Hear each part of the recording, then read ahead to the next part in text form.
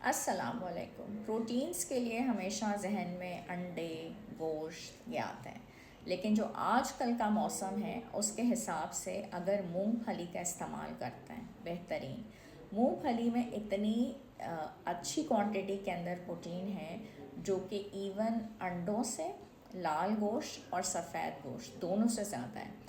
Even after this अगर आप चेहरे और बालों की खुश्की को भी फेस करते हैं तो तब भी आप मूंगफली का इस्तेमाल करें, आपको काफ़ी फ़ायदा होगा।